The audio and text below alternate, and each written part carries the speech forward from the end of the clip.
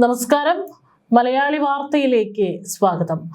അതിവേഗ റെയിൽപാത പദ്ധതിയുമായി ബന്ധപ്പെട്ട DMRC മുൻ ഉപദേഷ്ടാവ് ഇ ശ്രീധരൻ മുഖ്യമന്ത്രി VD സതീഷിന് കൈമാറിയ DPRലെ ചില വിവരങ്ങൾ പുറത്തു വന്നിരിക്കുകയാണ്. കേരളയിലെ മഞ്ഞക്കുറ്റികൾ പിഴുതെറിഞ്ഞത് വലിയ രീതിയിൽ ജനങ്ങളുടെ ഒരു ആഹ്ലാദ പ്രകടനത്തിന് ഇടവച്ചിട്ടുണ്ടായിരുന്നു. കേരളയിൽ എന്നുള്ളത് കുഴിച്ചു മൂടിയിരിക്കുകയാണ് പുതിയ UDF സർക്കാർ. അതേസമയം തന്നെ അതിവേഗ റെയിൽ പാതയുമായി ബന്ധപ്പെട്ടിട്ടുള്ള വികസനങ്ങളും മറ്റും ചർച്ചയായിട്ടുണ്ട്. ഇപ്പോൾ പുറത്തു വന്നിട്ടുള്ള ഈ DPRലെ ചില റിപ്പോർട്ടുകൾ ഇങ്ങനെയാണ്. തിരുവനന്തപുരം ടു കണ്ണൂർ അതിവേഗ റെയിൽ പാതയ്ക്ക് കോടികളായിരിക്കും ചിലവ് വരുമെന്നാണ് പ്രതീക്ഷിക്കുന്നത്. കേരളത്തിനെതിരെ ഉയർന്നു വന്ന ജനകീയ പ്രതിഷേധം മുന്നിൽ നിൽക്കെ ജനകീയ പങ്കാളിത്തത്തോടെ പദ്ധതി യാഥാർത്ഥ്യമാക്കാൻ കഴിയുമെന്നാണ് DPRൽ പറയുന്നത്. കേന്ദ്ര സംസ്ഥാന പങ്കാളിത്തത്തോടെയാകും പദ്ധതി പൂർത്തീകരിക്കുക. പൂജപ്പുര മുതൽ കണ്ണൂർ വരെ 22 സ്റ്റേഷനുകളായിരിക്കും ഉണ്ടാവുക. തിരുവനന്തപുരത്ത് നിന്നും കണ്ണൂരിലേക്കുള്ള യാത്രാ സമയം 3.5 മണിക്കൂറായിരിക്കും. 12 ബോഗികളുള്ള ട്രെയിനിൽ ഒരേ സമയം 800 പേർക്ക് യാത്ര ചെയ്യാൻ കഴിയും. 4 വർഷത്തിനകം പദ്ധതി പൂർത്തീകരിക്കാൻ കഴിയുമെന്നാണ് പ്രതീക്ഷിക്കുന്നത്.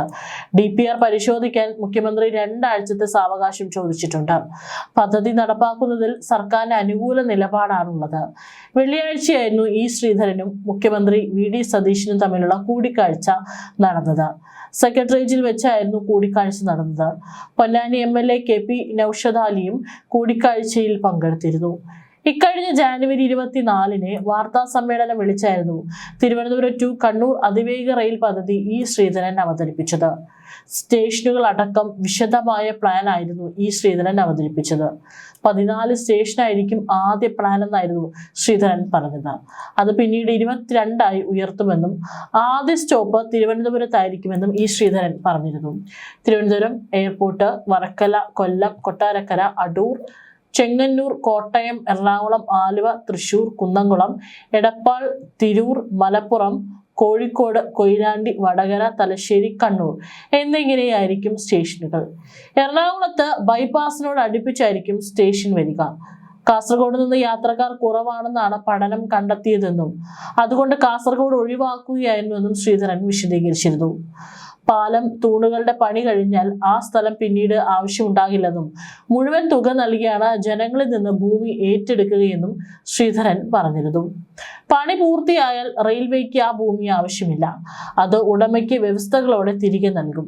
ചെറിയ തുക വർഷം തോറും റെയിൽവേക്ക് നൽകേണ്ടി വരും.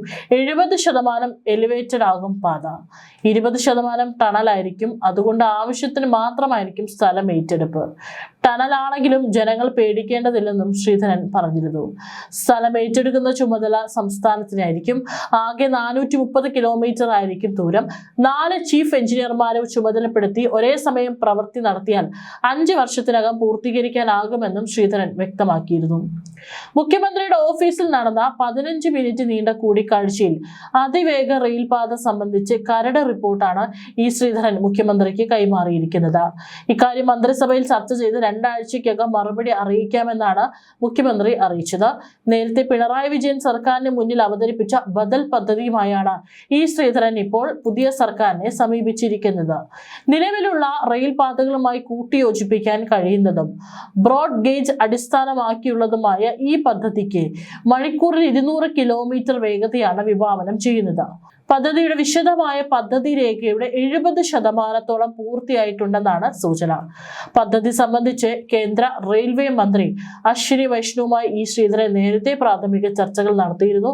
സിൽവർ ലൈൻ പദ്ധതിയുടെ ഭൂമി വിജ്ഞാപനം VD സതീശൻ സർക്കാർ പിൻവലിച്ച സാഹചര്യത്തിൽ അതിവേഗ റെയിൽ പദ്ധതിയിൽ സർക്കാരിന്റെ നിലപാട് എന്തായിരിക്കുമെന്നത് നിർണായകമാണ്.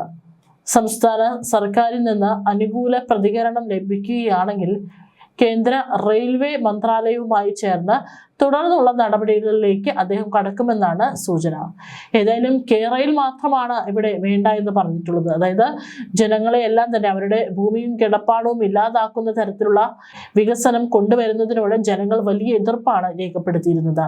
എന്നാൽ ഇവിടെ അതിവേഗ റെയിൽ പാതയിൽ പരമാവധി ജനങ്ങളെ ദ്രോഹിക്കാതെ അല്ലെങ്കിൽ ജനങ്ങൾക്കൊരു ബുദ്ധിമുട്ടുണ്ടാക്കാത്ത തരത്തിലുള്ള ഭൂമി ഏറ്റെടുക്കലും അത്തരത്തിലുള്ള പദ്ധതികളുമായി മുൻപോട്ട് പോകാൻ തന്നെയാണ് സംസ്ഥാന സർക്കാരിന്റെ തീരുമാനമെന്ന് അറിയിക്കേണ്ടിയിരിക്കുന്നു.